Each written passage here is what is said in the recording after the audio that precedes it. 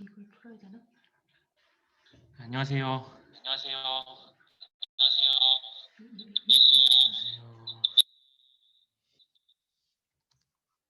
안녕하세요. 다들 와주셨네요. 이제 9시라서 이제 곧 시작하도록 하겠습니다. 아직 참가자분이 이게 점점 참가자분이 줄어드네요. 네, 9시입니다. 오늘 해야 할 제품, 제가 준비한 제품은 일단 뭐 저번에 하지 못했던 오메가3를 이어서 할 거고요. 오메가3 제품군을 할 거고, 다음으로 이제 뇌 건강이랑 혈관 건강에 도움이 되는 이제 징코엠 제품을 할 겁니다. 그리고 이제 간 건강에 도움이 되는 밀크시슬 EX 제품을 할 거고, 다음으로 엘로케어, 이제 코 건강이죠. 얘는 비염과 관련된 엘로케어 제품을 할 겁니다. 그렇게 해서 마무리를 지으려고 해요. 원래는 소팔메토까지 하려고 했는데 소팔메토까지 하려고 했는데 제가 좀 준비 과정에서 좀 힘들어가지고 소팔메토까지는 진행을 못했습니다. 혹시 소팔메토 때문에 오신 분 없으시죠? 다음에 꼭 양질의 준비를 해서 소팔메토는 제공을 해드리도록 하겠습니다. 자, 지금 PPT를 지금 지금 옮기고 있는데 이게 좀 시간이 걸리네요. 조금만 기다려 주시면 감사하겠습니다.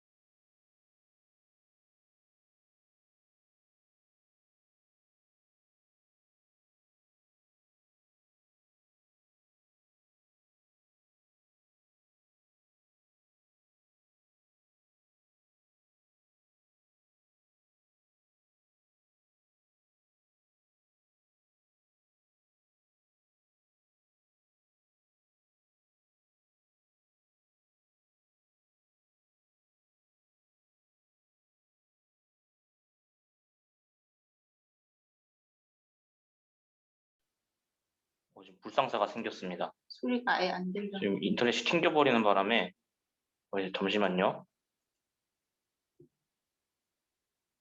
그래서 인터넷을 좋은 걸 써야 돼. 인터넷 찾을 수 없다구나.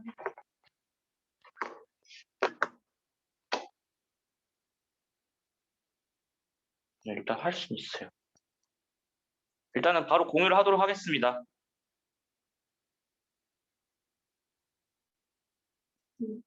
이건 소리도 공유.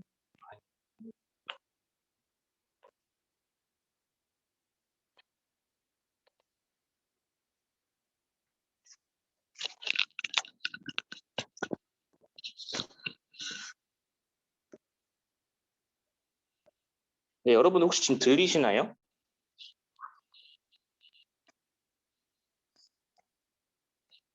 어떻게 되는지 모르겠네.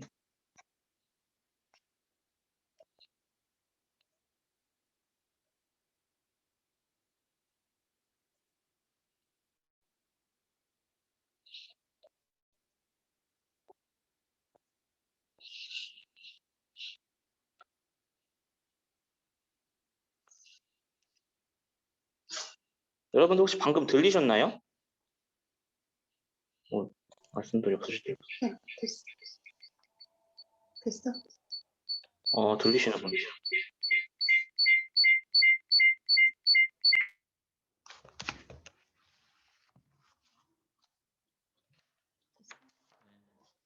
네, 이제 바로 다시 시작하도록 하겠습니다.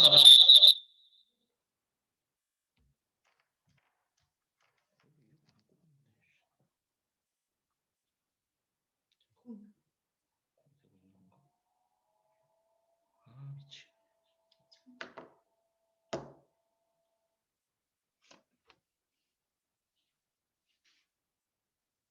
다시 화면 공유.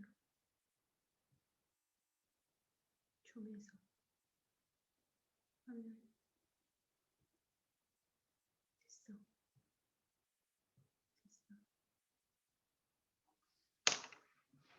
여러분 죄송합니다.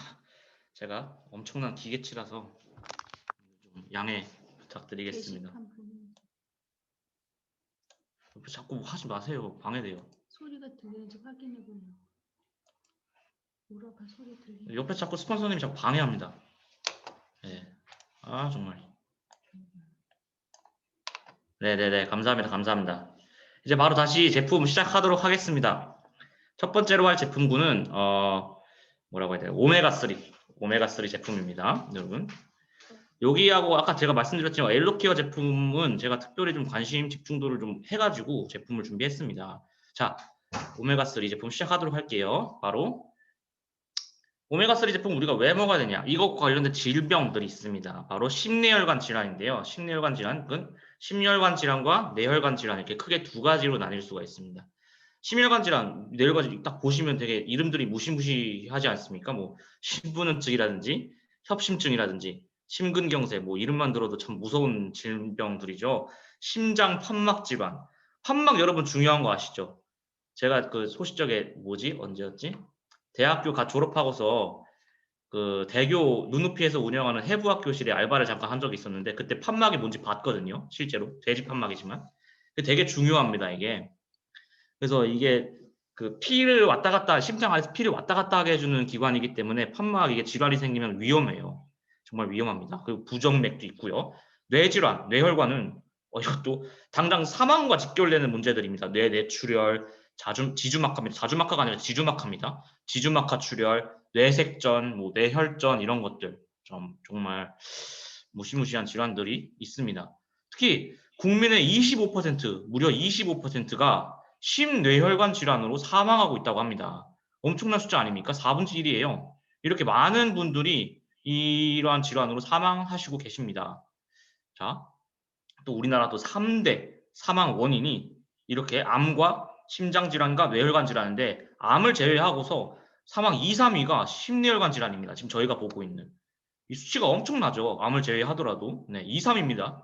2, 3위를 다 차지하고 있어요. 그리고 보시면 이 그래프도 가져왔는데 뭐 뇌혈관 질환 이게 보이시죠? 4위에 그리고 2위에 심장 질환도 있습니다. 2018년 통계청 자료인데요. 2위에 심장 질환 있고요. 그리고 뇌혈관 질환이 4위에 위치해 있고요. 그리고 10위에 고혈압성 질환 이게 전부 심혈관 질환, 뇌혈관 질환과 연관이 되어 있는 질환들입니다. 사망 원인 10위까지 탑 10입니다. 탑 10 하니까 지금 어감이 좀 이상한데 어쨌든. 그리고 우리나라 뇌졸중 발생률입니다. 이것도 그래프를 제가 또 가져왔는데 이게 번역을 하면 허혈성 뇌졸중이라고 한답니다. 우리나라 말로. 이게 뇌혈관이 막히거나 터져버린 거지 뇌 안에서. 그래가지고 뇌세포가 손상이 되면서 발생하는 게 이제 허혈성 뇌졸중이라는 병인데 이게 최근에 한국만이 문제가 아니라 전 세계적으로 급증하는 뇌졸중이라고 합니다. 뇌졸중 종류도 여러 가지가 있더라고요. 지금 보니까. 그중에서 뇌졸중 종류 중에 발병률이 이 허혈성 뇌졸중이 1위 원탑을 위치하고 있다고 하고요. 근데 오히려 뇌출혈은 좀 감소 중에 있다고 합니다. 오히려 옆에 있는 이 해모 쪽으로 써 있는 게 뇌출혈인데 이거는 이제 조금씩 감소하고 있다고 해요. 감소하는 이유는 이제 뭐 아무래도 과학기술의 발달, 의학기술의 발달이 한몫을 하고 있다고 합니다.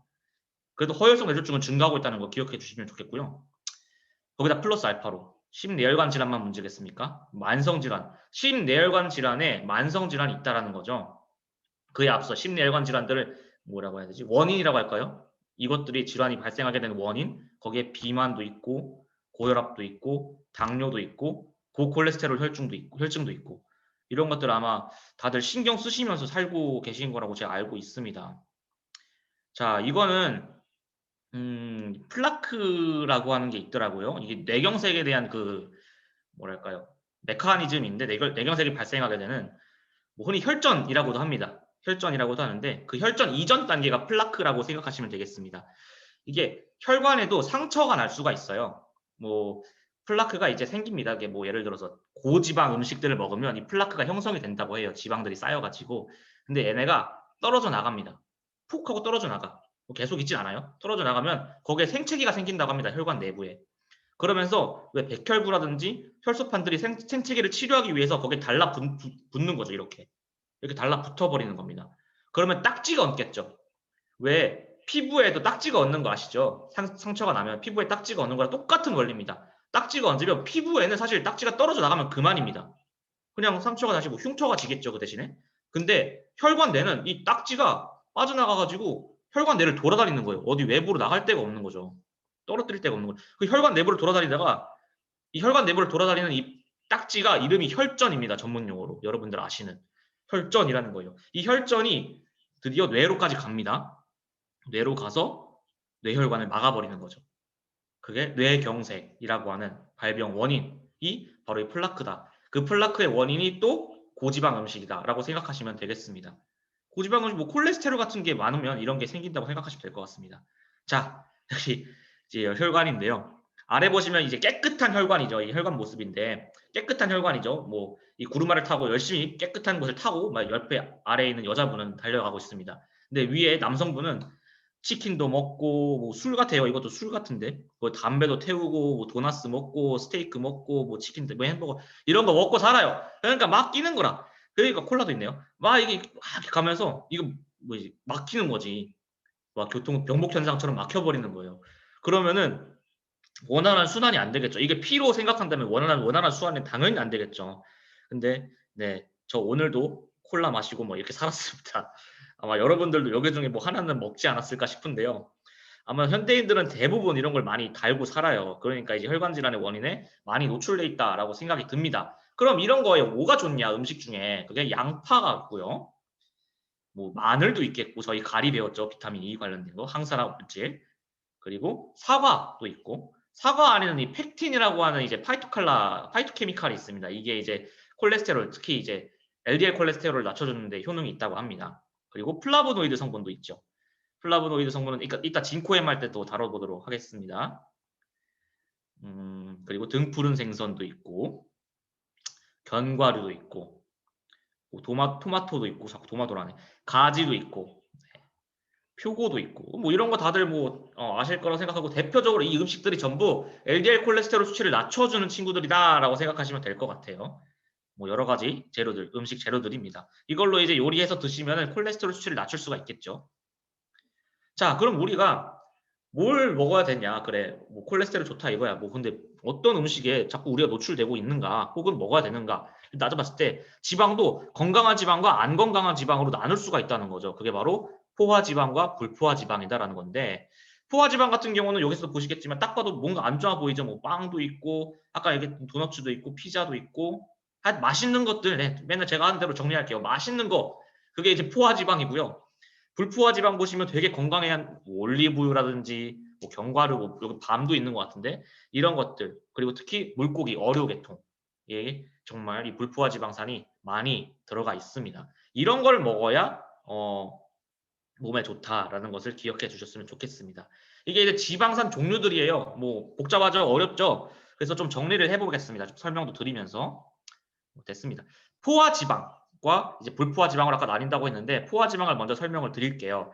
이게 체내에 차곡차곡 쌓이는 안정적인 형태다라고 생각하시면 됩니다. 옆에 보시면 굉장히 이렇게 뭐 이렇게 안정적인 형태로 보이죠. 여기 이렇게 일렬로 짝짝짝짝짝 쌓여가는 모습이 이제 포화 지방산 첫 번째 그림 보시면 보이실 겁니다. 짝짝짝 쌓여가는 모습이라고 생각하시면 될 거고 이게 이제 살이 찌는 이제 원인을 제공하는 지방산입니다. 그래서 중성지방의 증가의 원인이 된다라고 생각하시면 될 거고 동물성 식품에 어류를 제외한 동물성 식품에 아주 많이 함유하고 있습니다. 근데 또 이게 무조건 안 좋은 건 아니에요. 물론 포화지방도 아예 또 몸에 없으면 안 되기 때문에 이게 또 적절하게 들어가 줘야 된다는 거. 네, 뭐든지 장단이 있습니다. 근데 또 무조건 안 좋다 이건 또 아닌 것 같아요. 그래서 연구 논문으로 많이 나오고 있는데 포화 지방에 뭐 오해를 풀어야 된다는 논문들이 최근에 다수 나오고 있어서 요즘 읽고 있습니다만 좀 뭔가 뜬구름 잡는 소리도 있고 해서 가져오진 않았습니다. 뭐 시스형 불포화 지방산이 또 있습니다. 이거는 체내에 쌓이지 않고 몸에서 좋은 역할들을 수행해주는 지방이라는 겁니다. 이건 불완전 물질이에요. 보시면 옆에 보시면 잠깐 그림 보이시지만 뭔가 뚝 꺾여 있죠. 똑똑 꺾여 있습니다. 이게 꺾여 있다 보니까 이게 차곡차곡 이렇게 되는 거야. 쌓이지가 않는 거예요, 몸에. 꺾여 있다 보니까. 그래서 불완전 물질이라고 정의를 하고요. 불완전되기 때문에 이게 산패라고 해가지고 산화라고 생각하시면 됩니다. 쉽게 얘기해서 산패되기가 쉽습니다. 그렇게 얘기하시면 되겠고, 여기 종류에 이제 오메가3도 있고, 오메가6도 있고, 오메가9도 있고, 이게 시스형 불포화 지방산 안에 들어간다고 생각하시면 됩니다.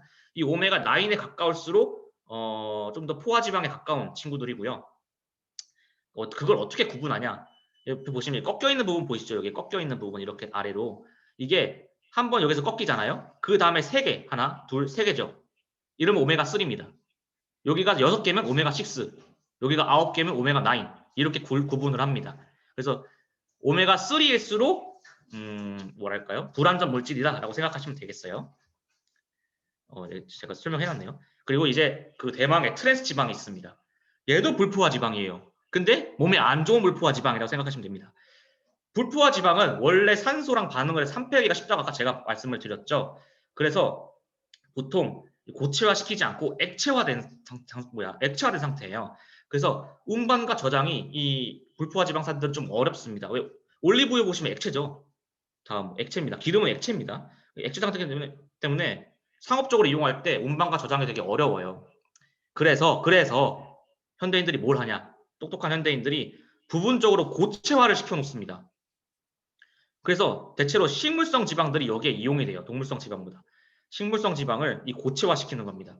그게 바로 그 마가린이라든지 이런 것들이 제품이 나오는 거예요. 거기에 이제 트랜스 지방이 굉장히 다량 함유하고 있습니다. 옆에 보시면 이렇게 한번 꺾이죠? 이게 인위적으로 접합시키는 흔적입니다. 근데 인위적으로 바꿔놓는 거예요. 인위적인 거 뭔가 딱 느낌이 오시죠? 몸에 안 좋습니다. 네. 그리고 이게 LDL 콜레스테롤의 혈중 농도를 높이는 친구들입니다. 그리고 그 좋다는 HDL 콜레스테롤 수치는 낮춰버려요. HDL 콜레스테롤은 LDL 콜레스테롤을 제거하는 친구죠. 제가 여기다 추가로 설명을 할 텐데 LDL은 혈관 벽에 이런 나쁜 물질들 막 이렇게 부어놓는 친구예요. 막 이렇게 구르마 갖고 막 부어. 근데 옆에 HDL은 그 나쁜 물질들을 삽으로 퍼가지고 치우는 친구입니다. 그러니까 HDL이 많을수록 좋은 거예요. 얘도 콜레스테롤이. HDL이 많을수록 좋은 겁니다. 그리고 이 HDL 콜레스테롤은 또 비타민 D의 합성과도 연관이 있기 때문에 없어서는 안 됩니다. 중요한 친구예요. 그래서 꼭 있어야 되는 친구. LDL은 없어도 되는 친구. 그것도 아예 없으면 또 안 되고요. 근데 쌓이면 몸에 안 좋다라는 겁니다. 네. 자, 불포화 지방산 좀 더 구체적으로 좀 들어갈 텐데요. 자, 먼저 왼쪽부터 보겠습니다. 필수 지방산인 오메가3와 오메가6는 음식으로만 섭취가 가능해요. 체내에서 이제 합성이 안 됩니다. 체내에서 합성이 불가능하지만 오메가9의 경우는 저희가 체내 합성이 가능합니다. 그래서 꼭 섭취하진 않아도 되는데 오메가3와 6는 꼭 음식 혹은 건강기능식품을 꼭 챙겨 드셔야 체내 보충이 가능하십니다. 그럼 오메가3부터 볼게요. 오메가3 뭐에 많냐? 등푸른 생선, 그 뭐 호박씨, 뭐 들깨 이런 것들. 삼에도 많대요. 왜 우리 고려삼이라고 해가지고 한국 삼들 유명하지 않습니까? 삼에도 이제 아주 많이 들어가 있는 게 오메가3라고 하고요. 또 그 오메가3 안에는 뭐가 있냐면 식물성 리놀렌산이라고 해가지고 알파 리놀렌산이 들어가 있고 EPA나 DHA 등도 이제 함유 오메가3 안에 속해 있습니다. 이 친구들이. 알파 리놀렌산이니까 뭐 떠오르는 게 하나 있으실 수도 있습니다. 여성분들 이제 그 감마 리놀렌산이라고 있죠. 들어보셨을 겁니다. 그거랑 친척이에요. 이 알파 리놀렌산이 친척입니다. 이게 오메가3의 일종입니다. 그리고 오메가6 보시겠습니다. 얘네들은 이제 가금류, 뭐 닭고기 뭐 이런 것이죠. 가금류나 계란, 견과류, 참깨, 뭐 참기름에도 들어가 있는 거죠. 그러니까 곡물, 대부분의 식물성 기름들 안에 이 6가 들어가 있습니다. 밑에 보시면 뭐 감마 리놀렌산 정도만 기억해 두시면 될 것 같아요. 뒤에는 사실 뭐 그렇게 유명하지가 않아서 감마 리놀렌산 정도만 여기 6에 포함된다라고 생각하시면 되겠고 9 보시겠습니다. 9은 필수 지방산은 아닙니다. 필수 지방산은 아니에요. 그리고 얘가 이제 아까 HDL 콜레스테롤이랑 합쳐져가지고 비타민 D를 생성하는 친구입니다. 오메가 9 안에 그 성분들이. 그래서 꼭 없어서는 또 안 되는데 그렇다고 뭐 음식 섭취할 것까지는 없어요. 저희가 만들어낼 수 있는 성분입니다. 이게 카놀라유랑 올리브유에 많이 들어가 있다고 합니다. 이거는 뭐 아시면 될 것 같고요. 숫자가 올라갈수록 안정적인 형태라는 건 제가 설명을 드렸고, 대신에 안정적인 형태일수록, 그러니까 9에 가까울수록 체내에서 쌓일 확률이 올라갑니다. 그리고 산화되기가 쉽지가 않아져요. 산화가 잘 안 됩니다. 올라갈수록. 그건 왜 안정적인 형태니까 더 그런 겁니다. 자, 이거 보시겠습니다. 369 함유 기름입니다. 보시면 오메가 9 같은 경우는 올리브유에 압도적으로 많죠. 오메가 6는 이제 포도씨유, 저희 포도씨유 제품 있죠? 거기에도 많이 들어가 있고, 콩기름, 왜 상업적으로 많이 이용되는 콩기름도 있고, 이 콩기름이 아마 제가 알기로 마가린 만드는 데도 쓰지 않나요? 그렇게 알고 있는데, 아니면 카놀라유라든지. 그거 카놀라유도 6가 많이 들어가 있네요. 오메가 3 보겠습니다. 오메가 3는 이제 들기름이 엄청 많이 들어가 있죠. 우리 들기름 많이 드셔야 된다는 거예요. 들기름. 들기름이 몸에 좋습니다. 자, 그럼 불포화 지방산 얼마나 먹어야 될까요? 권장 비율로는 3와 6의 비율이 1대4라고 합니다. 뭐 1대1이라고 하는 데가 있는데 1대4 정도가 맞을 것 같아요. 제가 봤을 때는. 근데 실제로 한국인의 섭취 비율이 얼마나 되냐? 3대 6가 1대15에서 20까지 치고 올라갑니다. 이 문제가 있다는 거죠. 이게 뭐 때문에 그러냐? 한국인들의 서구화된 식단 때문이다. 원래 그냥 한국 사람들이 전통적으로 먹어오던 방식대로라면 이렇게 올라가지 않아요. 식물성 식품이 많다 보니까 전통 음식에는. 근데 이제 서구화된 식습관으로 이제 6의 비율이 올라가는 추세입니다. 근데 6의 과잉은 비만과 과민성 대장 증후군을 불러올 수도 있고, 또 관절염, 나이 드신 분들 관절염, 천식, 암도 유발할 수가 있습니다. 뭐 마냥 좋은 건 아니에요. 그러니까. 이게 또 뭐 때문에 아까 제가 말했지만 육류 소비의 근원이 있습니다. 네. 그 메커니즘이 어떻게 되냐면 소랑 돼지랑 닭 등의 가축들이 길러질 때, 이제 상업적으로 길러질 때 옥수수를 얘네들이 먹잖아요. 사료로. 근데 그 옥수수에 오메가6가 엄청 많이 들어가 있어요. 그러니까 얘네 고기들을 우리가 먹으면 우리가 자동적으로 오메가6를 섭취하게 되는 겁니다. 이게 사이클이죠. 그 피라미드, 먹이사슬 피라미드. 그러니까 오메가6가 저희 체내에 쌓이게 되는 거예요. 그러니까 3의 비율을 이제는 올려야 될 때다 라고 생각하시면 됩니다. 엄청나죠. 뭐 여기서는 이제 20대 30까지도 얘기하는데, 이건 제가 실제로 읽은 논문인데요. 여기 서양인들에 대한 그겁니다. 이 논문에 따르면 서양인들도 3대6 비율이 1대16에 달한다고 해요.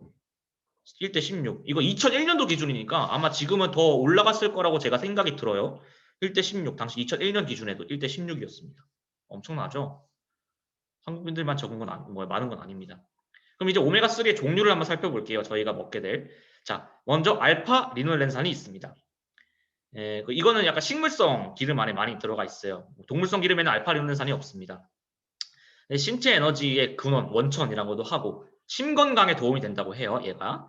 그리고 수소화돼서 아까 얘기했죠. 트랜스 지방으로 많이 바뀌는 게 이 알파 리놀렌산입니다. 안타깝게도 좀 많이 바뀌고 있어요. 실제로 2007년도에 미국에서는 약 40%가량의 콩기름들이 수소화가 돼서 트랜스 지방으로 바뀌었다고 해요. 그러니까 이거 정말 안타까운 일이죠. 이 몸에 좋은 게 그렇게 바뀌어가지고 몸에 안 좋은 걸로 변형이 되는 중입니다. 그리고 EPA 보겠습니다. 뭐 이거 어려운 말로 에이코사펜타인산이라고 한다는데 그냥 EPA로 알고 계시면 돼요. 이게 DH로 바뀌는 전구체입니다. 얘가 진화하는 거지. DHA로. 그리고 얘가 중성지방 수치도 떨궈주는 친구고요. 염증을 완화시켜주고, 아까 제가 얘기했죠. 혈전. 그 혈전들을 녹이는 게 EPA예요. 이거 얼마나 중요한, 이거 정말 중요한 것 같습니다. 엄청 중요한 부분이고요. 근데 현재는 지금 또 추가적으로 혈전뿐이 아니라 자폐증과의 관계성에 대해서도 지금 연구 중에 있다고 합니다. 이 EPA를 다량 섭취하면 이 자폐증이 나을 수 있을까라는 이야기가 지금 논의 중에 있고요. DHA 보겠습니다. 이거는 뇌 인지질과 망막에서의 주요 지방산입니다. 그걸 구성하는 친구들이에요. DHA가. 그래서 성장하는 아이들에게 DHA는 가히 필수라고 얘기 드릴 수 있습니다. 뇌랑 인지질 그리고 눈을 형성하는 데 굉장히 중요하기 때문이죠. 항체의 균형을 맞출 수도 있고 면역력을 향상시켜주는 친구입니다. DHA가 왜 면역력을 향상시켜주냐면 세포들 있죠. 그 세포들의 세포막을 좀 더 단단하게 형성해준다라고 생각하시면 될 것 같아요. 지방산으로 둘러싸가지고. 그래서 면역력을 올려주는 친구다라고 생각하시면 되겠고, 지금 현재는 얘도 이제 연구 중에 있는데 알츠하이머랑 연관돼서 연구 중에 있습니다. 그래서 알츠하이머를 혹시 개선시킬 수 있을까 DHA가 라고 이제 연구 중에 있고, 위에 있는 EPA랑 같이 해가지고 혹시 추후에 어떤 연구 결과가 나올지 되게 기대되는 영양소들입니다. 오메가3가 또 변환이 됩니다. 어떤 식으로 변환되는지 옆에 이제 보시게 될 텐데요. 맨 위에 있는 게 알파 리놀렌산입니다. 얘가 식물성이죠. 뭐 EPA로 바뀔 수도 있어요. 안에 체내에 녹여서 EPA로 바뀌는데 이 변환 비율이 8%에 불과합니다. 근데 대신에 필요량만큼만 변환된다는 장점이 있어요. 제가 지금 무슨 말씀을 드리고 싶냐면 무조건 식물성이 좋다라는 게 아니에요. 뭐 식물성과 동물성 식품들 많으니까 동물성 별로야. 우리 식물성 챙겨야 돼. 이런 분들 아마 있으실 수도 있는데 오메가3의 경우 식물성이 100% 정답은 아닙니다. 지방이다 보니까 동물성이 훨씬 더 좋아요. 그걸 지금 설명드리려고 하는 겁니다. 그래서 이 알파 리놀렌산이 식물성이 많다고 했죠. 이걸 먹으면 변환 비율이 EPA로 바뀌는데 8%에 불과하다라는 거. 실질적으로 우리 몸에서 활동하는 친구들은 EPA와 DHA이기 때문에 얘네들을 먹어줘야 된다는 거예요. 그리고 EPA도 제가 전구치라 했죠. DHA인데 얘가 여기서 바뀌는 게 4%, 최대 4%밖에 안 돼요. 얼마나 낮은지. 그러니까 따로따로 섭취하든지 뭐 추가적으로 섭취하든지 이렇게 이어져야 된다는 겁니다. DHA도 뭐 바뀌냐? 그건 아니에요. DHA가 EPA로 바뀌거나 이러진 않아요. 보시면 EPA가 알파 리놀렌산으로 변환되지 않는다 해서 식물성 오메가3만 찾는다면 원활한 EPA와 DHA 섭취는 불가능하다라고 정리를 할 수가 있고요. 알파 리놀렌산이 EPA와 DHA로 변환되기는 합니다. 변환되긴 하지만 극소량만 변환되기 때문에 식물성 오메가3가 몸에 좋을 거야 라고 단순히 생각하시면 오산이다 라는 걸 말씀드리고 싶고요. 이건 식약처가 인정하는 부분입니다. 식약처가 인정한 오메가3의 효능이에요. 지금 오메가3 효능에 대해서 연구 결과가 계속 진척 중에 있기 때문에 어떤 게 너무 많아요. 근데 이 네 가지만큼은 식약처가 확실하게 인정을 해준다는 겁니다. 이건 오케이라는 거예요. 그래서 혈행 개선에 확실하게 도움이 된다. 혈중 중성 지질 개선에 도움이 된다. 건조한 눈 개선 도움 된다. 기억력 개선 도움 된다. 이거는 확실한 겁니다. 자, 보시면 문제는 이 오메가3 단점이 하나 있어요. 바로 산패된다는 겁니다. 산패가 아까 산화된다는 거 말씀드렸죠. 근데 오메가3 제품 중에 이제 연질 캡슐이라고 해가지고 그 돈피, 저희 제품도 돈피로 돼 있거든요. 돼지 껍데기. 그 돈피로 돼 있는 캡슐, 연질 캡슐 제품들이 많아요. 근데 이게 이렇게 불투명한 용기, 이런 불투명한 용기에 쌓여 있으면 괜찮은데 약국 가시면 아마 투명한 용기에 쌓여 있는 오메가3 보신 적 아마 한 번쯤은 있으실 겁니다. 저도 있었거든요. 그런 거는 절대 드시면 안 된다라는 걸 제가 강조드리고 싶어요. 그 말이 이제 이 기사거든요. 보시면 제가 형광펜으로 칠해왔는데 오메가3 지방산이 함유된 건강기능식품의 산패 여부를 확인하는 과정 그게 없는 거예요. 그래서 소비자들이 산패된 제품에 노출되고 있다라는 게 이제 2016년도부터 얘기가 됐었고, 그래서 나라에서 이거를 관리하기 시작합니다. 산패 관리에 나서가지고 이제 관리가 시작이 되었습니다. 그래서 이제 산패되는 거를 철저하게 관리해서 아예 시중에 나오지 못하게끔 막고 있는 중입니다. 그럼 이제 섭취량에 따른 효과를 보도록 하겠습니다. 이거는 이제 오해원 TV에서 잘 정리해놔가지고 제가 가져온 건데요. 이 EPA와 DHA를 같이 먹었을 때의 효능입니다. 같이 먹어야 되는데 같이 먹었을 때 효능이에요. 오메가3의 하루 권장량은 500에서 2000mg 정도라고 합니다. 근데 하루에 500mg만 먹었을 때는 혈중 중성 지질 및 혈행 개선에만 효능이 있는 거고 600으로 올라가면은 여기에 플러스 알파로 건조한 눈 개선, 그리고 이게 900까지 올라가면은 여기에 또 기억력 개선까지. 그러니까 수치가 정해져 있는 거예요. 재밌죠? 이거 저 되게 재밌었거든요. 이렇게 수치가 개선. 그러니까 900ml 이상을 먹어야 아까 식약처에서 공고한 그 모든 효능을 다 볼 수가 있다는 거예요. 이거 1일 권장량입니다. 900ml 이상을 섭취해달라라는 거 꼭 강조를 드리고 싶습니다. 그 이하로 먹으면 효능이 점점 떨어진다는 겁니다. 뭐 그렇다고 아예 효능이 없는 건 아니지만 그걸 말씀드리고 싶고, 이제 좀 글씨가 너무 작네. 오메가3의 요즘 그 트렌드를 제가 보여드릴게요. 자, 먼저 1세대 오메가3 제품군입니다. TG형이라고 아마 요즘 RTG형 해가지고 광고하는 거 많이들 보셨을 것 같은데 1세대는 TG형이라는 이름으로 팔렸어요. TG. 이게 가장 처음 오메가3가 제품으로 형성된 형태입니다. 주로 액상이에요. 액상. 뭐 주사를 놓거나 했겠죠. 액상 형태인데 아니면 마시기도 했겠고 자연에 존재하는 그대로의 불포화 지방산이라고 합니다. 그 옆에 이제 그래프라고 해야 되나요? 원그래프 보시면 이렇게 생겼어요. 글리세롤이 가운데 있고 불포화 지방산 붙어 있고 포화 지방산도 같이 붙어 있는 좀 자연 그대로의 형태라고 보시면 됩니다. 근데 불포화 지방산이 좀 자연 그대로의 형태여서 좀 다른 지방산, 좀 쓸데없는 것도 같이 붙어 있어요. 그래서 불포화 지방산의 순도가 좀 떨어집니다. 그런 단점이 있고요. 그 다음에 이걸 개선하고자 나온 게 EE형입니다. 2세대. 이거 이제 현재 시중에 많이 팔고 있는 게 EE형이에요. EE형인데 이게 정제 과정, 이제 인위적인 정제 과정을 거칩니다. 그래서 순도를 불포화지방산의 순도를 올려버리는 거예요. 올려는 거예요. 근데 합성 원료로 글리세롤이 아닌 에탄올을 씁니다. 에탄올. 딱 봐도 몸에 안 좋을 것 같죠? 에탄올. 그래서 에탄올이 뼈대에 불포화지방산과 1대1로 결합된 형태입니다. 분자가. 근데 장점은 있어요. 매우 고순도예요. 불포화지방산이. 딱 봐도 고순도죠. 딱 하나 있으니까 고순도입니다. 대신에 자연 상태가 아니고 인공적인 물질이기 때문에 흡수율이 다소 떨어집니다. 그런 단점은 있어요. 그래서 나온 게 또 RTG형, 이제 신세대 제품군입니다. 3세대라고도 하고요. 고순도를 유지하는 거예요. 고순도를 유지하고 흡수율과 생체 이용률을 확 끌어올린 형태가 바로 이 RTG형이고 저희 제품이 이 RTG형에 속합니다. 가운데 보시면 글리세롤 붙어있고 불포화지방산만 딱딱딱 붙여놓은 거 보이시죠? 최근 판매량이 늘고 있는, 급증하고 있는 부분이고 불순물과 포화지방산을 최소화한 형태입니다. 최소화한 형태입니다. 저희 외에 보시면 제품에 여기 글리세린 써 있거든요. 이 오메가3 제품 혹시 다른 제품 뭐 가지고 계신 분 뭐 있으시면 한번 보시면 글리세롤 혹은 글리세린 이런 게 안 적혀 있으면 EE형인 겁니다. 그거 꼭 기억해 주셨으면 좋겠고 저희는 RTG형이라는 거 알고 계셨으면 좋겠습니다. 자, 그럼 뭘 선택해야 되냐? 오메가3 선택할 때 RTG형으로 된 걸 선택해달라라는 겁니다. 이게 순도가 높기 때문에 그리고 흡수가 용이하기 때문에 꼭 RTG로 된 걸 선택해달라는 거. 그리고 용기가 투명한지 아까 제가 3패 때문에 말씀드렸죠. 용기가 투명한지 투명도 여부를 따져주시고요. 오메가3는 빛과 열에 약해요. 그래서 빛에 노출되면 무조건 산패됩니다. 뭐 제가 얼핏 듣기로는 2주 정도 걸린다고 해요. 그 유통기한을 최소화하든가 그것도 아니거든요. 사실 근데 그 약국을 막 방치해놔요. 이게 발암물질로 전환이 됩니다. 그러니까 꼭 투명한 용기에 있으면 드시지 말 것 강조드리고 싶고요. 항산화제를 함유하고 있는지 꼭 확인할 것. 이거 비타민 E 말씀드리는 겁니다. 토코페롤 옆에 보시면 원료명에 토코페롤 적혀 있으면 비타민이 들어있구나 생각하시면 돼요. 산패 방지의 목적이 있습니다.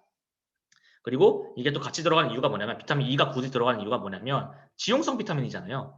그래서 오메가3나 오메가6의 흡수율을 끌어올려줘요. 기름이기 때문에.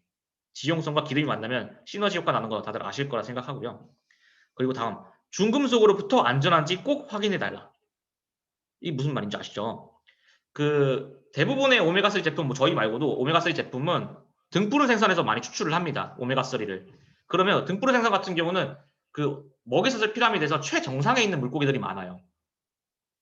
뭐 예를 들어서 참치도 등푸른 생선이죠. 뭐 그런 것들 있잖아요. 막으로 그런 것들이 이제 맨 위에 있는 애들인데 얘네들로 해서 등푸른 생선에서 오메가3를 추출하게 되면 납성분이 많다는 거예요. 그 맨 밑에서부터 애들이 끼게 올라와가지고 막 먹어가지고 납성분이 가장 위에 있는 친구들이 쌓여 있는 거죠. 그 쌓여 있는 납을 순수하게 우리가 다 먹어버리는 거예요. 오메가3를 그 애들로 만들면. 그러니까 회사에서 이걸 정제를 시킬 필요가 있는 거죠.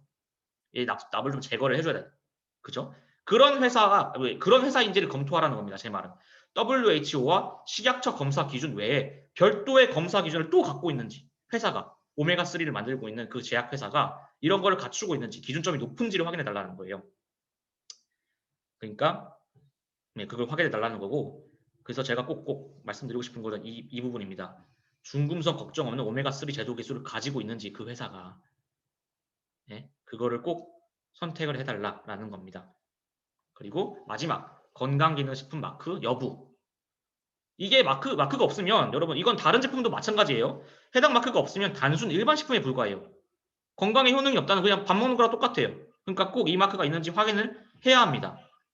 이제 보도록 할게요. 저희 오메가3 제품 자랑을 할게요. 이제 이게 칼렌보그 박사께서 이 어장도에 생각하셨다는 거 여러분들 아셨습니까? 이게 실제로 어디서 잡히냐면 저희 이제 이 오메가3 이 제품 있잖아요. 여기서 잡혀요. 피오르드 해안이라고 노르웨이 여기가 이제 피오르드 해안인데 이게 지명은 아니고요. 약간 좀 지리학적인 개념이라고 할까요? 좀 그런 건데 빙하가 왜 옛날에 막 쓸면서 내려와서 생긴 지형이에요. 그래서 바닷물이 올라가면서 거기에 물이 찬 형태인데 이곳 자연 상태가 보존이 양호하다고 합니다. 그래서 아주 양질의 물고기들이 많이 잡히는 곳이고요. 실제로 청어라든지 뭐 영국인들이나 노르웨이 사람들이 굉장히 좋아하거든요. 여기서 많이 잡혀요. 그 청어 요리 되게 발달한 거 아시죠? 북유럽 사람들. 그렇게 하시면 되고, 그 하나가 이제 피오르드 종류 중 하나가 속내 피오르드라는 데가 있어요. 보시면 요 안까지 물이 차온 거 보시죠. 이런 데서 바로 저희 물고기들을 잡고 있습니다. 그리고 또 추가적으로 밸런스 제품 같은 경우는 좀 다른 곳에 잡아요. 이 남미 앞에 훔볼트 해류라고 하는 데가 있습니다. 여기가 난류랑 한류가 만나는 아주 엄청난 어장이 형성되어 있다고 해요. 그래서 여기서 아주 건강한 다량의 물고기들을 잡아서 저희 식탁 위로 오고 있습니다. 자, 여기 아까 제가 설명을 드린 부분이고, 옆에 보시면 영양소 파괴 최소화가 있죠. 제가 이걸 설명을 드렸는데, 등푸른 생선의 경우에는 그 특유의 성깔머리가 있어요. 그 특유의 성깔머리가 있어가지고 어획 직후에 바로 죽을락 해요. 팡 죽을락 해가지고 이 신선도 유지가 매우 까다롭습니다. 그래서 어획 즉시 얼음 탁 넣어가지고 그걸 보관을 합니다. 신선하게 신선도를 유지하려고 하는 과학을 또 보이고 있고, 또 철저한 품질 관리가 들어갑니다. 단계별로 산도 체크를 합니다. 아까 3패가 되기 쉽다고 했죠. 저희 연질 캡슐이거든요. 그래서 어쩔 수 없이 3패가 됩니다. 건강을 생각하기 때문에 연질 캡슐로 만드는 거예요. 그래서 이게 3패가 되기 쉬우니까 일부러 30분마다 3패도를 체크합니다. 계속 붙어서 확인해요. 산화가 됐는지 안 됐는지. 그 3패 됐다. 그럼 폐기 처분. 버려버리는 거예요. 3패가 안 된 제품들만 저희 식탁에 오르게끔 과학자가 옆에 붙어서 일일이 확인합니다. 근데 전 이것보다도 여기서 감동을 했습니다. 여기입니다. 보시면은 식약처와 WHO의 국제관리 기준보다도 훨씬 더 그 납성분, 중금속 제품의 그 성분을 까다롭게 뉴트리라이트가 관리하고 있습니다. 보시면 납과 카드뮴, 뭐 총수은 해가지고 이런 것들은 WHO랑 식약처가 다 관리하는 부분이에요. 그래서 타사 제품군들도, 타사 오메가3 제품도 이거는 확인하고 있다는 겁니다. 근데 뉴트리라이트는 여기에 플러스, 비소, PCB, 다이옥신 이것까지 전부 체크하고 있습니다. 그러니까 압도적인 오메가3 제품군을 여러분들에게 선사해주고 있다는 거 꼭 기억해 주시고, 살모넬라균도 제거한대요. 아무래도 어르다 보니까 이런 대장균에 좀 민감합니다. 그래서 이런 거를 제거하는 자체 기술도, 기준 관리도 가지고 있다라는 거 기억을 해 주셨으면 좋겠습니다. 이렇고, 자, 건강관리, 혈관 건강 해가지고 뭐 살몬 오메가 이렇게 나와 있는데, 이게 EPA와 DHA가 180대 120 해가지고 3대2 비율이에요. 이게 최적의 비율입니다. 이거를 찾아낸 게 바로 뉴트리라이트입니다. 왜 최적의 비율이냐면 자연 상태 그대로가 이 3대2 비율이거든요. 그냥 놔두면. 그래서 이걸 먹었을 때 효능이 좋은 겁니다. 이렇게 먹었을 때, 3대2로 먹었을 때. 근데 밸런스 같은 경우는 1대1 비율이에요. 그래서 아무래도 살몬 오메가보다는 사실 효능은 좀 떨어질 수 있는데, 장점은 뭐냐? 균형 잡히게 영양 관리가 들어갈 수 있다는 거죠. 균형 잡힌 영양 관리가. 이제 보시면 왜 뉴트리라이트 제품 먹으냐? 자연에 가장 근접한 오메가3라는 거 꼭 아까 3대2 말씀드렸죠. 꼭 말씀을 드리고 싶고, 50년대부터 칼렌버그 박사에 의해서 오메가3가 연구가 됐습니다. 그래서 엄선된 어장에서 이 제품들이 만들어지고 있습니다. 생산 도중 30분마다 3패도 체크하는 거 제가 아까 말씀드렸고요. 비타민 E도 함량이 엄청 높게 돼 있습니다. 밸런스도 그렇고 살몬 오메가도 그렇고, 사실 가리를 안 먹어도 충분히 그 비타민 E 섭취, 하루 권장량 이상을 섭취하실 수 있고요. WHO와 식약처의 품질 관리 기준을 훨씬 상회하는 기준을 잡고 있습니다. 그래서 품질 검사를 하고 계십니다. 어마어마하죠. 살몬 오메가 보겠습니다. 1일 4개 먹는데 무려 1244ml의 EPA 플러스 DHA를 섭취할 수 있습니다. 아까 제가 뭐라고 했죠? 900ml 이상 먹어라 라고 했죠. 이거에 1900을 넘어가요.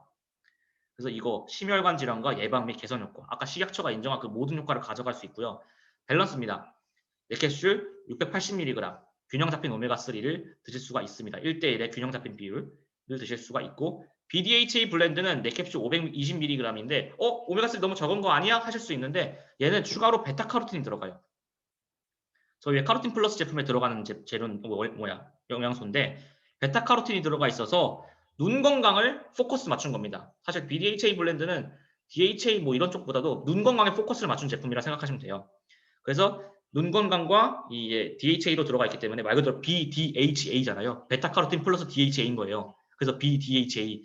그래서 이게 들어가 있으니까 눈 건강과 집중도, 학생들 집중도 향상에 포커스를 맞춘 제품이다 라고 생각을 해주시면 되겠습니다. 아까 제가 건강기능식품 얘기했죠. 여기 딱 마크 저희 박혀있는 거, 이거 여러분들 꼭꼭 체크해 주셨으면 좋겠습니다. 자, 요즘 시중에는 이 크릴오일 제품들로 오메가3를 섭취하려고 하시더라고요. 안타깝게도 크릴 오일 정말 함량이 떨어집니다. 286mg. 저희 제품 중에 가장 함도가 낮은 게 저 BDHA 블렌드잖아요. 이것도 아까 500 뭐야 거의 약 600g 달하는 600mg에 달하는 함량을 가지고 있는데 얘는 이거밖에 안 됩니다. 그럴 수밖에 없는 게 그 먹이사슬에서 최하층이에요. 최하층. 그러니까 당연히 오메가3 함량이 낮을 수밖에 없습니다. 그리고 비타민이 대신에 아스타잔틴이라는 걸 함유하고 있어요. 이거는 합성입니다. 합성 지용성이. 그래서 딱히 뭐 좋을 게 없습니다. 그리고 제일 중요한 거, 뭐 이런 거 다 차치하고 가격 보십시오. 정말 어처구니가 없지 않습니까? 저 이거 보고 좀 웃었어요. 얘네 30정 먹는데 52,000원입니다. 52,000원. 52,000원. 말이 됩니까? 저희 90정에 37,000원에 정말 양질의 오메가3를 드실 수 있습니다. 꼭 저희 제품 드셨으면 좋겠습니다. 이게 너무 이 문구가 좋아서 가져왔어요. 누구나 오메가3를 만들 수는 있습니다. 하지만 누구나 좋은 오메가3를 만들 수 없습니다. 뉴트리아이트였습니다. 네. 갑자기 막 자존감 뿜뿜 올라가가지고. 다음은 징코엠입니다. 징코엠 사실 설명할 게 그렇게 좀 어려웠어요. 정리하기가. 징코엠은 제가 좀 뇌 건강에 좀 무지해가지고 뇌세포는 이 30대 때부터 감퇴하기 시작한대요. 저도 그 시작입니다. 무서워요. 그래서 향후 10년 안에 대한민국 사람들 치매 인구가 100만을 돌파한대요. 100만을. 엄청난 숫자 아닙니까? 특히 여성분들이 좀 발병 확률이 높대요. 그 이유가 에스트로겐, 여러분들 여성 호르몬으로 에스트로겐 성분이라고 하는데 에스트로겐 수치가 감소하면서 수면 장애랑 정서 장애가 발생한다고 합니다. 그 주의 집중력, 단기 기억력 등의 에스트로겐 떨어지면 문제가 생긴다고 해요. 그럼 왜 남성은 에스트로겐 남성들은 없잖아 하는데 남성들의 경우 에스트로겐 수치가 나이가 들수록 올라갑니다. 그래서 상대적으로 여성분들에 비해 이 발병 확률이 좀 떨어져요. 네. 이거를 기억해 주셨으면 좋겠고 현재 65세 이상 인구 10명 중에 1명이 치매를 앓고 계시다고 합니다. 옆에 제가 그래프 가져왔는데 이 증가 추이 보이시나요? 지금 2020년 가운데 있고 21년도, 25년도, 30년도 쭉쭉쭉 올라가는 거 보이시죠? 50년도에는 저 숫자 계산도 안 됩니다. 300만 명 정도 되는 것 같아요. 이렇게 올라갈 거다라고 하고 엄청난 숫자입니다. 엄청난 숫자야. 경기도에 가장 많네요. 이 시도별 치매 환자 수인데 경기도에만 12만 명을 올라갑니다. 15년도네요. 15년도. 거기에 12만 명 정도가 경기도에 거주 중이라고 합니다. 너무 많아요. 그리고 현재 65세 이상 인구 중 4명 중에 1명이 이제 경도인지장애라는 걸 알고 계신다고 합니다. 경도인지장애가 치매의 전 단계입니다. 이 경도인지장애가 지나면 치매가 되는 거예요. 그리고 또 놀라운 건 이거였습니다. 치매 환자가 매 12분마다 1명이 늘고 있대요. 저희 지금 몇 분 강의했죠? 한 두세 명 증가했습니다, 사이에. 정말. 네, 무섭습니다. 그리고 아까 제가 뭐 심뇌혈관 질환 얘기하면서 탑10 사망 원인 탑10 보여드렸는데 거기 9위가 알츠하이머였어요. 9위가 알츠하이머입니다. 보이시나요? 9위 알츠하이머입니다. 정말 무서운 병이에요. 그러니까 뇌 건강은 저희도 모르는 사이에 서서히 나빠지고 있어요. 그러니까 여기 젊으신 분들 난 괜찮아 하실 수도 있지만 지금부터 준비해야 됩니다. 지금부터. 이거 사망에 이를 수도 있는 좀 무서운 질병이더라고요. 전 치매 걸렸다고 뭐 죽을까 했는데 이렇게 보면 또 놀랬어요. 치매는 그럼 가족력이 있는 사람에게 뭐냐? 그건 아닙니다. 그건 아니야. 현대인들은 정말 많은 스트레스에 노출이 돼 있어요. 여러분들도 아시다시피. 그래서 취업이나 시험이나 경쟁 등에 의한 스트레스를 아주 젊은 시절부터 지금 겪고 계십니다. 그래서 이 스트레스들이 원인이 돼서 이제 뇌 속에 베타 아밀로이드라고 하는 이 단백질이에요. 펩타이드 성분인데 이거를 촉진합니다. 얘네들이 뇌세포를 파괴하기 시작해요. 이 베타 아밀로이드가. 무서운 친구인데 이게 스트레스성 원인이 좀 가장 크다고 합니다. 근데 플러스 알파로 저희들도 안 좋은 식습관을 가지고 있죠. 규칙적이지 않은 식습관도 가지고 있고 거기다 피로 그리고 음주 뭐 저 같은데 음주 같은 거 그리고 후천적인 연유들로 인해서 또 치매가 올 수도 있고 근데 문제는 치매 치료제가 개발이 다수 실패했습니다. 그래서 지금은 치매가 완치가 안 된다라고 하는 병 중에 하나거든요. 증상 완화는 가능합니다. 현 단계로. 증상 완화는 가능할지라도 치료는 안 된다고 보시면 될 것 같고요. 그럼 원인이 뭐냐를 알아야 돼요. 그래야 이게 치료제가 나오는데 원인을 몰라요. 아까 제가 뭐 베타 아밀로이드 얘기했지만 이거는 가장 가능성이 높은 기전이지 확실하게 다 이것 때문이다라고 할 수도 없거든요. 지금 연구 결과로는. 그래서 지금 성공을 못하는 겁니다. 옆에 보시면 이상 진입이 72%가 실패하고 있어요. 이상 진입 실패하고 있고 3상 진입도 92%나 실패하고 있고 허가는 99.6%나 실패하고 있어요. 허가가 잘 안 난다는 겁니다. 네, 뇌손상으로 인해 인지장애도 좋은가요? 하시는데 그 진코엠 좋다고 얘기해 드릴 수 있습니다. 제가 이제 그건 서서히 말씀을 드리겠습니다. 그리고 댓글을 제가 이게 그럼 왜 원인을 정확하게 파악 못하냐? 연구하시는데 그게 사람 뇌로 연구하기가 사실 쉽지가 않아요. 사람 뇌로. 좀 살아있는 뇌를 구해야 되기 때문에 그건 불가능하잖아요. 그래서 실험용 쥐로 하고 있어요. 근데 실험용 쥐랑 사람 뇌는 근본적으로 달라요. 사이즈부터 다르잖아요. 그러니까 이게 성공이 힘든 거예요. 성공을 바랄 수가 없어요. 성공을. 이거 좀 어렵습니다. 좀 하는 게. 근데 현재 제가 말씀드리고자 하는 건 가장 가능성 있는 치매 발병의 기전은 이겁니다. 이거 이제 알츠하이머 박사가 얘기한 것도 이 중 하나인데 뇌 기억 저장소인 여기 이제 해마가 보이시죠? 해마처럼 생겨서 진짜 해마예요. 실제 한자도 해마입니다. 바다의 자 말맞자. 해마처럼 생겨가지고 이 해마 속에 아세틸콜린이라는 성분에 이제 알츠하이머 박사가 주목을 했습니다. 이 아세틸콜린은 견과류에 다량 들어가 있다고 해요. 견과류에. 네, 아세틸콜린이 자율신경계 신경 전달 물질이다라고 해가지고 이게 부족할 경우 뇌신경 사이로 오가는 그 복잡한 신호들이 양이 줄어드는 겁니다. 아세틸콜린이 없으면 당연히 줄어들겠죠. 이게 이제 1906년도에 발견된 거예요. 이렇게 된다라는 게. 그 이후로 지금 발전된 게 없는 거예요. 놀랍지 않아요? 현대인들의 경우는 이제 또 다량의 스트레스로 인해서 뇌 속 베타 아밀로이드가 축적이 되고 있는 상황입니다. 보시면 이 사람이 알츠하이머입니다. 그래서 알츠하이머인 거예요. 이 사람을 발견해가지고 치매 그 알츠하이머 병이 이름이 이겁니다. 이게 베타 아밀로이드 축적 그 기전인데 스트레스를 받았어요. 그러면 후두엽에서 베타 아밀로이드라는 성분이 나온다고 합니다. 이게 단백질 성분이에요. 그래서 이게 생성이 돼가지고 아까 제가 얘기했던 플라크 있죠. 그 플라크가 되는 겁니다. 얘네가 축적이 돼서. 그래서 플라크가 딱 뇌 신경세포 간 신호 전달을 확 막아서 방해하는 거예요.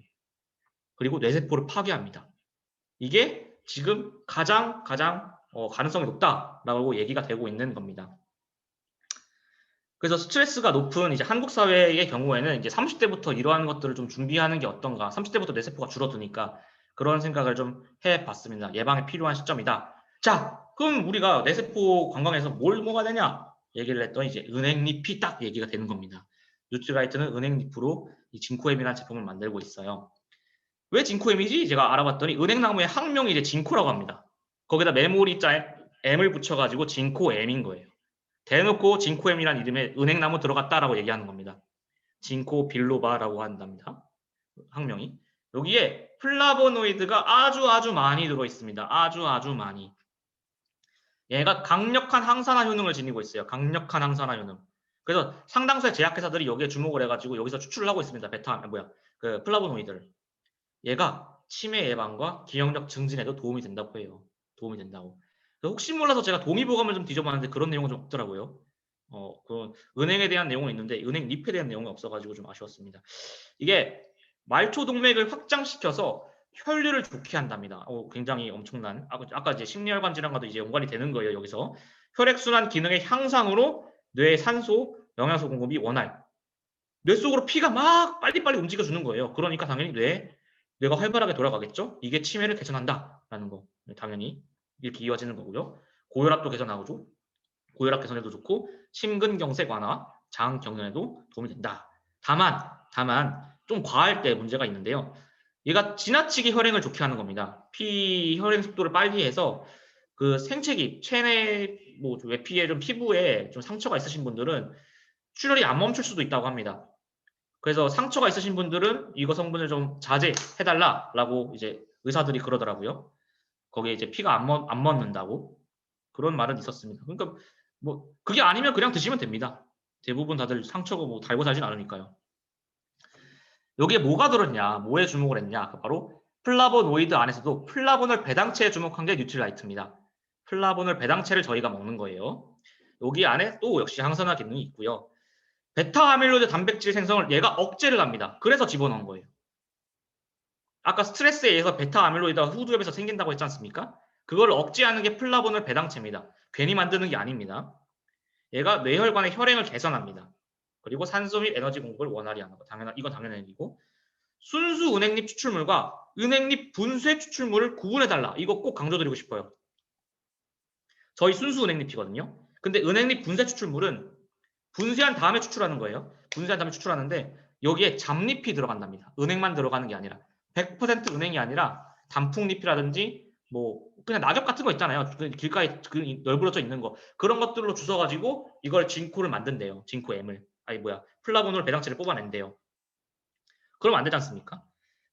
그럼 플라보놀 배당체의 순수 함도가 낮아지는 거예요. 함량이. 근데 우리는 그렇지 않다.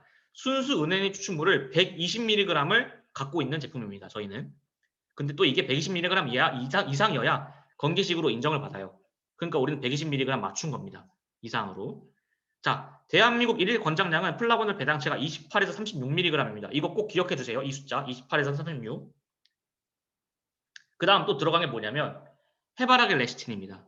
저 여기서도 좀 감동을 했는데 이 해바라기 레시틴의 오른쪽부터 보시면 해바라기 레시틴 안에 아세틸콜린이라는 성분이 아주 많이 들어가 있습니다. 그래서 이게 아까 제가 얘기했죠. 해마에 아세틸콜린이 부족해서 치매로 이어지는 것 같다라고 알츠하이머 박사가 발표했잖아요. 1906년도에.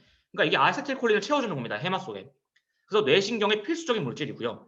기억력과도 얘가 연관이 있습니다. 아무래도 해마라는 기관이 기억력을 담당하거든요. 그래서 이것과도 연관이 돼 있고 알츠하이머 환자에 효과적이고 그럼 왜 대두레시틴을 안 써? 이렇게 물어볼 수가 있는데 뉴트리라이트가 왜 대두를 안 썼냐면 전반적으로 대두를 많이 쓰긴 합니다. 타사 같은 경우는. 근데 대두 알러지를 의외로 앓는 사람들이 많대요. 생각보다. 그래서 활용도가 해바라기보다 떨어진답니다. 여러분 혹시 해바라기 씨 알러지 들어보셨나요? 저 들어본 적이 없는 것 같아요. 그래서 이게 알러지 앓는 사람이 적으니까 일부러 이걸로 만드는 겁니다. 많이들 드시라고. 네.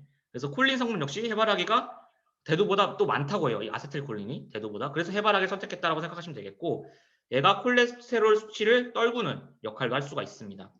아까 견과류가 몸에 좋다고 했잖아요. 오메가3, 오메가6 할 때. 그 중 하나입니다.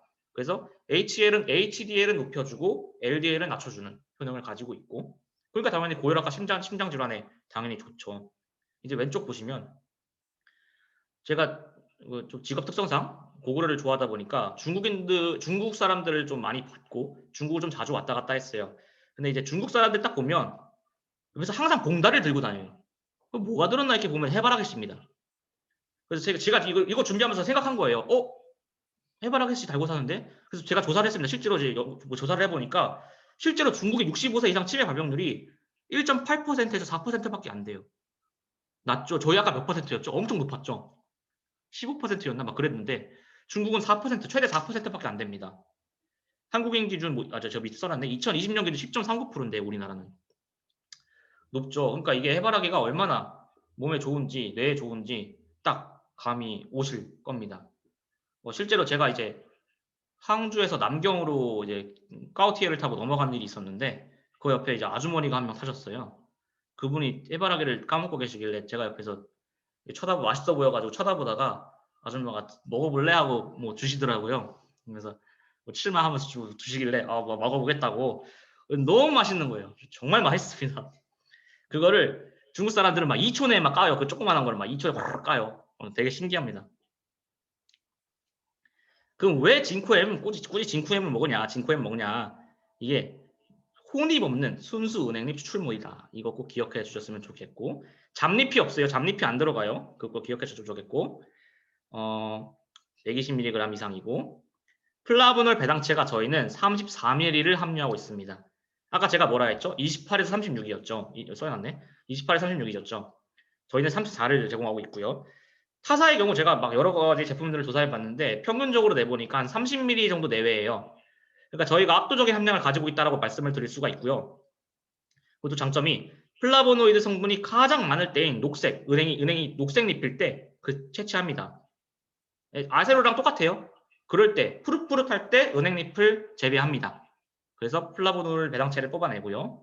또 해바라기 레시틴이 들어갔고 여기 플러스 알파로 DHA까지 참치에서 추출해요. 이거는 참치에서 추출하더라고요. 올리브유랑 참치에서 추출한 DHA를 함유하고 있습니다. 이거 꼭 기억해 주셨으면 좋겠고 또 추가적으로 저희 젊은 분들한테 말씀드리고 싶은 거는 이제 베타 아밀로이드의 축적은 치매 발병 10년에서 15년 사이, 15년 전부터 시작이 된다고 해요. 베타 아밀로이드 축적이. 그래서 어릴 때부터 저희 좀 이 30대, 20대 전후로부터 이거를 충분히 섭취해서 준비를 한다면 베타 아밀로이드 생성을 충분히 억제할 수 있지 않을까라는 생각에서 이 문구를 남겼습니다. 그러니까 충분히 예방할 수 있는 시간적 여유가 있을 때부터 이제 알츠하이머를 예방하는 게 어떤가라는 생각을 해 보았습니다. 네, 장사님이 좀 감사합니다. 다음 밀크시슬인데 55분이네요. 좀 빨리 하도록 하겠습니다. 이것까지만 하고 이제 마무리 짓도록 할게요. 뒤에 옐로 케어도 해야 되는데 그거는 다음 주에 하도록 하겠습니다. 간 건강에 좋은 거 다들 아시죠? 밀크시슬이 얘가 약 3천억 개의 세포가 간에 들어가 있습니다. 엄청난 크기입니다. 1.2에서 1.5kg 정도 되고 체내 화학공장이라는 별명도 가지고 있는 거 여러분들 아실 거예요. 하는 일이 매우 많아요. 하는 일이 매우 많고 매일매일 210리터에 달하는 피를 정혈합니다. 정혈, 피를 깨끗하게 해줘요. 그러니까 얼마나 중요한 기관인지 이것만으로도 팍 감이 오실 거라 생각을 하고 다음은 간의 역할입니다. 해독작용을 해요. 해독작용을 하는데 여기 또 혈류량도 조절을 해요. 그게 간에서 혈액의 13%를 보유하고 있습니다. 그래서 혈액의 양을 탁 조절하는 거예요. 그리고 얘가 또 영양소를 저장을 합니다. 영양소 중에 이제 글리코겐, 비타민 A, D, 그 코발라민까지 저장을 합니다. 글리코겐 같은 경우는 뭐냐? 글리코겐이 뭐냐면 당의 에너지 저장 한 형태인데 이게 혈액에서는 포도당이고요. 간이랑 근육에서는 글리코겐이고 지방에서는 지방으로 저장이 돼요. 그중 하나가 글리코겐이다. 이 글리코겐을 태워가지고 저희가 에너지를 생성한다라고 생각하시면 됩니다. 그리고 담즙을 생산한다. 이것도 여러분들 아시는 부분일 거고 살균 작용하고 면역, 식균 작용, 균을 제거한다. 유해균을 제거한다 생각하시면 됩니다. 그리고 영양물질 대사 이게 중요한 역할 중 하나인데 비타민 B군을 활용합니다. 간이 비타민 B군을 활용해서 탄단지 대사가 바로 이 간에서 이루어집니다. 그래서 이 차두리 씨가 광고하는 그 간 때문이야 있죠. 그 이유가 바로 여기 있어요. 간이 피곤하면 대사를 못합니다. 이 최고의 CM 속에 나온 배경이 바로 여기에 있습니다. 간이 바로 이 영양물질 대사를 하기 때문에 그걸 꼭 기억해 주셨으면 좋겠습니다. 참고로 이 우루땡 제품과 저희 제품은 비교가 안 됩니다. 그러니까 뭐 저희 제품 좋다, 뭐 저 그쪽 제품 나쁘다 그게 비교가 아니라 둘이 성분이 달라서 비교할 수가 없어요. 우루땡은 UDCA라는 좀 특수 성분이 들어가고요. 실제로 웅담에서 뽑아낸 저희 제품은 좀 다른 재료를 사용하기 때문에 둘이 비교가 안 됩니다. 그래서 비교를 안 넣었어요. 차돌이가 나와서 좀 말씀을 드립니다. 그럼 간 건강이 위험할 때 어떤 신호가 오냐? 원인은 뭐 커피나 뭐 담배나 야근이나 뭐 이런 안 좋은 것들 당연히 뭐 너무 당연한 것들이죠. 이런 것들에 노출되기 때문에 간이 안 좋아진다라는 거고 간 기능이 저하되면 피로, 권태, 당연히 영양물질 대사가 안 되니까 피로가 오죠. 그 식욕 부진, 그리고 구취, 뭐 노란 피부, 뭐 추가로 황달도 여기 포함된다고 해요. 그리고 소화 불량, 구역질, 황갈색 소변 이런 것도 있다. 그리고 합병증도 많다고 합니다. 합병증도 많다고 해요. 무섭습니다. 간이 좋아야 돼요. 저같이 막 술 좋아하는 사람들은 간이 참 취약할 텐데 좀 걱정이 됩니다. 간질환 사망자 수 매년 증가 중입니다. 보이시죠? 그래프가 우상향하는 거 보이실 거고 특히 40, 60대 사망자 수가 이 정도예요. 3, 4위가 간질환 때문에 돌아가십니다. 18년도입니다. 그리고 17년도 연령대별 암 사망, 암이에요. 이건 암에만 주목한 건데 40대, 50대 1위가 간암입니다. 저희 이제 제 또래 30대는 위암으로 사망을 한다면 40, 50대는 간암, 6, 7, 80대는 폐암으로 많이들 돌아가신다고 해요. 그리고 연령대별 지방간 비율입니다. 뭐 이렇게 많은데 특히 40, 50대 약 45%가 분포합니다. 45%에 달하는 인구가 지방간을 앓고 있어요. 그러니까 이제 40, 50대 암 사망자 중 간암 사망자가 당연히 많은 거예요. 이렇게 높으니까. 그리고 40, 50대 사망 원인 중 3, 4위가 간 질환 이유도 바로 이 지방간 때문이겠죠. 그럼 지방간은 술 때문인가? 당연히 술 때문입니다. 그런데 그건 일종의 한 원인이고 다른 원인도 있어요. 요즘에는 비알코올성 지방간 유병률이 굉장히 올라가고 있습니다. 그래서 뭐 빨리 해야 되니까 이게 비알코올성 지방간 환자 수가 연평균 21%에 육박합니다. 증가율이 엄청나죠. 이게 왜 그러냐면 운동을 안 해서 그래요. 운동을 안 하면 이렇게 비알코올성 지방간이 형성이 된다고 합니다. 현대인들이 특별히 생길 수밖에 없죠. 이건 한국인의 제한을 한계를 뒀을 때 밑에 있는 게 알코올성 지방간이에요.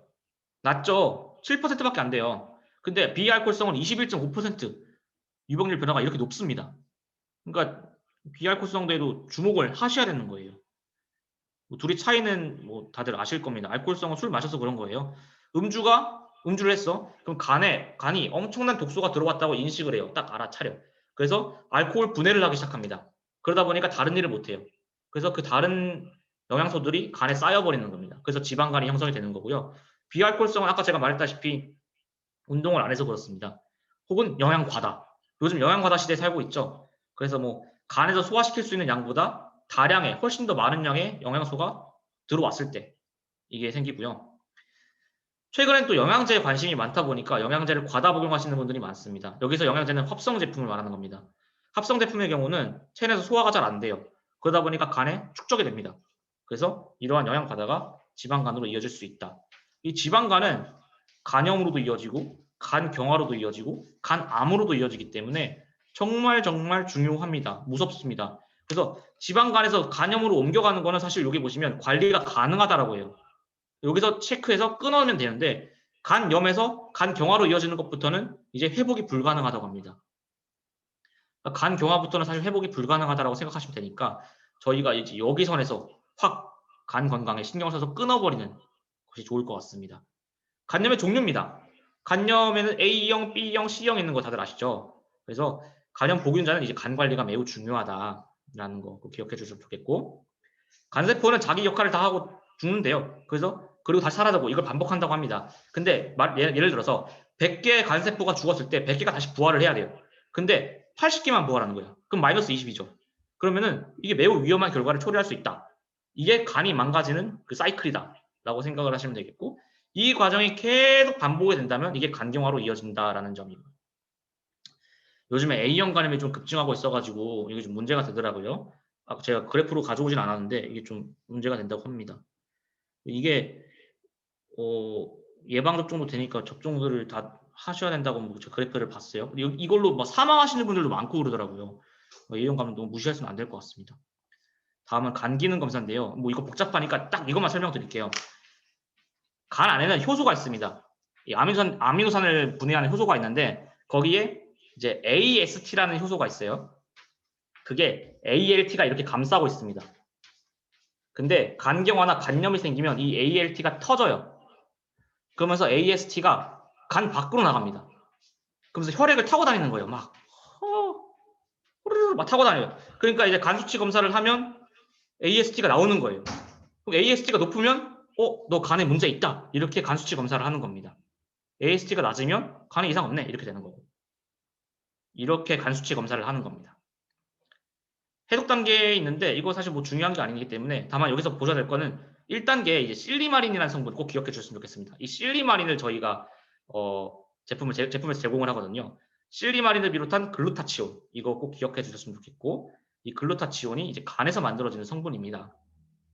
해독 작용입니다. 해독을 도와준다라고 생각하시면 돼요. 악성 물론 안 좋은 것들을. 밀크시슬입니다. 이게 약 2000년 전부터 유럽에서 간 건강을 위해서 섭취가 있었다고 해요. 그래서 식약처에서 인정한 간 기능 건강기능식품 기능성 원료 중 유일한 고시형 기능성 원료, 유일한 간 기능으로는 유일합니다. 유일. 그래서 이거 꼭 기억해 주시면 좋겠고, 실리마린이 뭐가 좋냐? 글루타치온 수치를 높입니다. 아까 제가 간 해독에 관련된 글루타치온 얘기했죠. 그래서 간 해독을 돕고요. 체내 독소를 배출해주고 여성분들 같은 경우는 에스트로겐을 조율해줍니다. 그리고 당 수치를 안정시켜주고, 이것도 중요한 거, 비타민 E의 10배 항산화 효능을 갖고 있습니다. 실제 연구 결과인데 실리마린을 4년간 꾸준히 섭취했을 때 간 경변 환자의 생존율이 58%에 달했다고 해요. 높죠. 이제 위약군에는 39%에 불과했다고 합니다. 그러니까 실리마린을 꾸준히 섭취한 사람들이 암에 걸렸을 때 생존율이 높다라는 거 기억해 주셨으면 좋겠습니다. 여기 그래프 나오네요. 높죠. 대조군에 비해서, 플라시보에 비해서. 이거는 제가 이제 식약처에서 가져온 겁니다. 실제로 고시형 기능성 원료라고 밀크시슬이 이렇게 위치해 있죠. 이거 식약처에서 직접 실험한 겁니다. 식약처에서 직접 원료를 실험을 해가지고 넘어가면은 이게 고시형으로 올라가는 거예요. 얘가 확실하게 간 기능에 효능이 있다라고 식약처에서 인증한 겁니다. 밀크시슬이라는 원료가. 그거 기억해 주시면 좋겠고. 글루타치온입니다. 얘는 항산화 영양소의 마스터예요. 마스터. 궁극체. 그래서 항산화 영양소들의 엄마, 마미라고 생각하시면 되겠고. 다른 거 중요한 거는 이 정도예요. 독소 해독 및 배출을 하는 친구입니다. 그래서 간에서 만들어내요. 자체적으로. 글루타치온은 먹는 게 아니에요. 만들어내는 친구예요. 그래서 뭐 원료가 뭐냐? 불필수 아미노산의 일종인 아르기닌과 아까 실리마린. 그래서 아르기닌 더하기 실리마린은 글루타치온. 그래서 실리마린이 들어가는 거예요. 그 저희 제품 같은 밀크시슬 같은 경우 단백질이랑 같이 섭취해주면 글루타치온이 훨씬 더 많이 만들어지겠죠. 그럼 독소 해독이 빨라지겠죠. 이게 유념해 주시면 좋겠고. 플러스로 민들레 뿌리가 들어갑니다. 민들레 뿌리.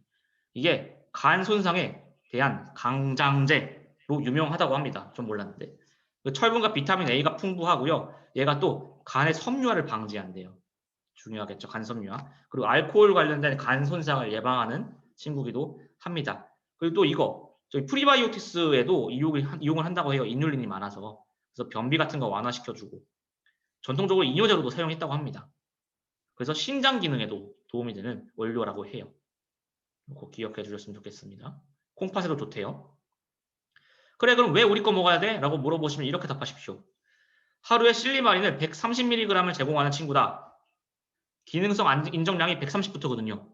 130을 제공합니다. 이걸 안 했네. 우리 유기농 농장에서 재배하는 밀크시슬. 이것도 강조해 주셔야죠.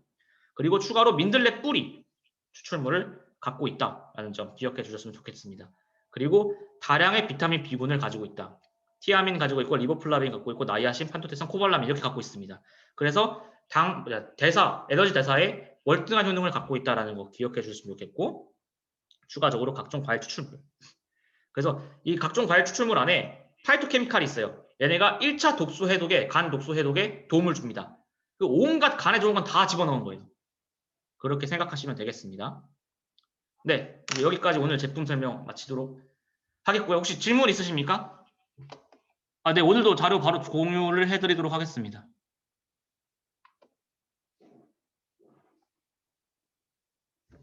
혹시 질문 없으시면 제가 뒤에 바로 미팅이 있어가지고 카톡으로 질문 남겨주시면 제가 성실하게 답변해 드리도록 하겠습니다. 아는 선에서.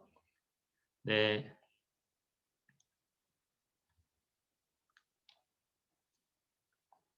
감사합니다. 네. 오늘 이것으로 마치도록 하고 너무 갑자기 성급하게 마치는 것 같아서 죄송스러운데 네. 감사합니다. 네. 질문은 카톡으로 올려주시면 답변해 드리겠습니다. 감사합니다.